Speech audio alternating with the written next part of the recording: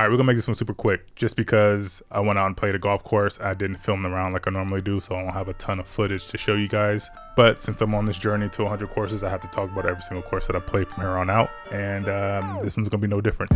Yeah, with me, baby, stay there. Come left. Go, go, go. Attaboy. So real quick, we went out to Mexico. My little brother was getting married out there, so he had a little destination wedding. And one of the days out there that he had a little wedding party, groomsman, bachelor thing at the golf course. And we went out and played Gran Coyote in Cancun, Mexico. Now this is one of the, I would say one of the better courses probably around that area. At least that's what that was told to us. They're probably just saying that just to get our money. But it was about a little bit of like a 20 to 30 minute drive from the resort that we were staying in, which was Playa del Car. Dope resort, by the way. Super big, really, really fun. But we went out to this golf course, Gran Coyote. First of all, it had a dope logo. I really like the logo. And they said they had just renamed this course within the last year or so before us going there. Yeah. And they was redoing a bunch Get of over stuff. the bunker. Maybe some new ownership, I don't know. But pulling in was really nice. Clubhouse was pretty dope. Accommodations, everything was, you know, top tier. It's a resort course.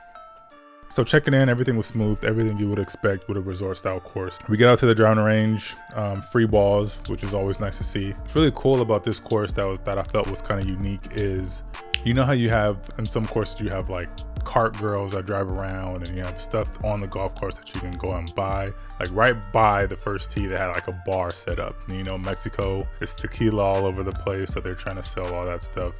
So there's a bar right there, right next to the tee box, which is cool.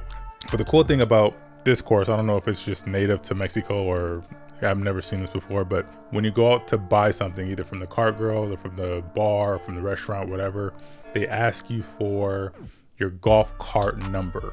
And the reason why they ask you for your golf cart number is because you don't buy anything directly with them. I mean, you purchase it with them, but then they write down your golf cart number, and then you don't pay for your drinks or anything that you buy throughout your round until the very end when you check out. Kind of cool, I guess, but also can be kind of dangerous because you can get out there and you're not really spending money immediately and you're just buying drinks, buying snacks, buying whatever.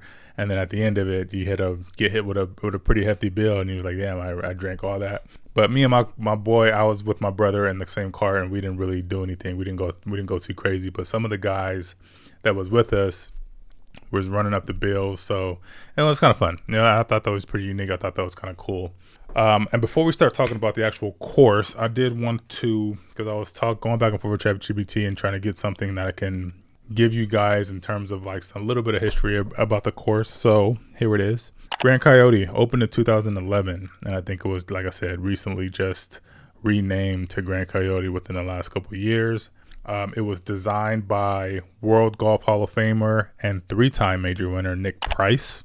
So instead of building a resort-style course with forced carries everywhere, Price designed it to flow naturally through the Riviera Maya jungle. While remaining playable for golfers of all skill levels, the course stretches over 7,000 yards from the tips, and it has even served as a qualifying venue for amateur golf championships, which is pretty dope. I didn't know that. That's really cool. In terms of the course, I do agree that the resort style course, it doesn't really have a whole lot of forced carries. It is pretty open and it's pretty playable and it's very fair. It wasn't a hard course by any stretch of the imagination.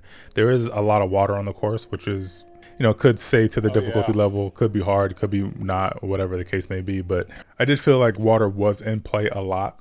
And I did lose a couple balls while I was out there, but, you know, we was out there having a good time. It was chilling.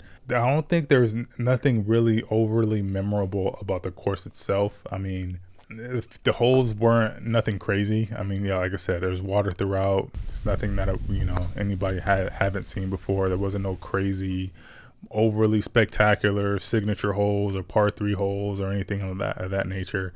The distance of the holes wasn't anything that was crazy either. I mean, it was a decently long course, but it wasn't like anything stood out to where it was just like, damn, this is crazy.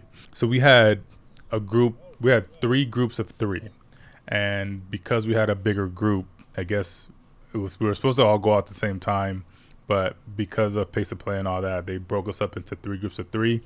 They did give us one caddy, and that one caddy was with the third group, but the last group which was arguably the drunk group, you know, because they didn't really last throughout the entire round. And by the time they got to 18, they were just completely hammered. One guy didn't even get out of the car, which was pretty funny. But yeah, man. All in all, dope course, dope little experience. Got to cross another country off of the list in terms of golfing in said country. So that's 3 countries, including the U.S., Mexico, Thailand, and the United States. So that was pretty cool. But yeah, man, we're getting closer. So number 96. I know there's some other courses that we're gonna be playing at.